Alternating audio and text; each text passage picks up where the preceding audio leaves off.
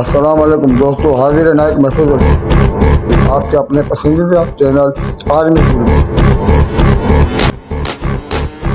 آج میں آپ کو پاکستان آرمی کے ایسے شاندار کارنامے کے بارے میں بتاؤں گا جو یقیناً پاکستان آرمی کی عظمت اور ہمت اور جوان مردی طاقت کا منہ بولتا ثبوت نظر آئے گا اور ہمیشہ تاریخ میں سنہری الفاظ میں لکھا جائے گا۔ نوجوانوں، پاکستان کے جالوں، آج آپ کو دیوار چین اور شاہراہ قراقرم کے بارے میں بتاؤں گا کہ یہ کیسے تعمیر ہوئی اور کس طرح مشکل مراحل سے طے ہوئی، اس کے بارے میں آپ کو بتاؤں گا۔ تو اس کو بنانے کا سہرا پاکستان آرمی انجینئر کور کا ہے۔ پاکستان انجینئر کور آرمی کی بے مثال اور شاندار کور ہے جس کے کارنامے اس کے علاوہ بھی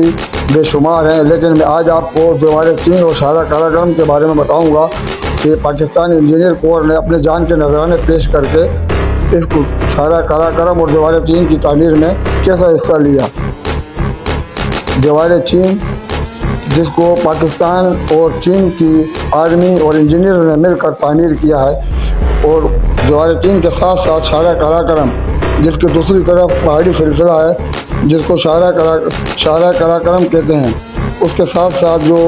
تعمیر کی ہے دیوار چین کی اور شاہراہ قراقرم کی، یہ ہزاروں کلومیٹر طویل اور بلند ہے اور شاہراہ قراقرم کے پہاڑی سلسلے کے ساتھ ساتھ بنائی گئی ہے، جو بنانے سے پہلے بالکل ناممکن نظر آتا تھا کہ یہ شاہراہ بنانا آسان نہیں، یہ سڑک یعنی بنانا آسان نہیں، لیکن دیوار چین کی تعمیر اور شاہراہ قراقرم کی تعمیر میں پاکستان FWO اور انجینئر کور، جو پاکستان آرمی کی مشہور اور مایہ کور ہے انجینئر کور، اس نے مل کر حصہ لیا اور بے خوف و خطر اس کام کو سر انجام دینے کا ارادہ کیا، اور اس کام میں پاکستان آرمی کے جوان اور مختلف یونٹوں نے حصہ لیا، لیکن پاکستان انجینئر کور اس کام میں سرفہرست رہی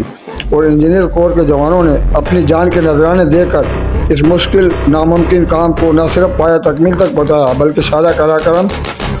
کسی بھی طرح ناممکن نظر آ رہا تھا بنانا، لیکن اس کو 79 تعمیر کیا، اور جو دیکھنے اور سفر کے کرنے میں آپ کو بہت اس میں لطف آئے گا۔ جب آپ اس میں سفر کریں گے شاہراہ قراقرم پر تو یہ آپ کو بہت خوبصورت اور عالیشان لگے گا اور مختلف قدرتی حسین مناظر اور نظارے آپ کو نظر آئیں گے، مگر پاکستان انجینئر کور کے جوانوں نے خون دے کر اس کو کھینچا ہے اور بڑی مشکل سے بنایا ہے۔ تو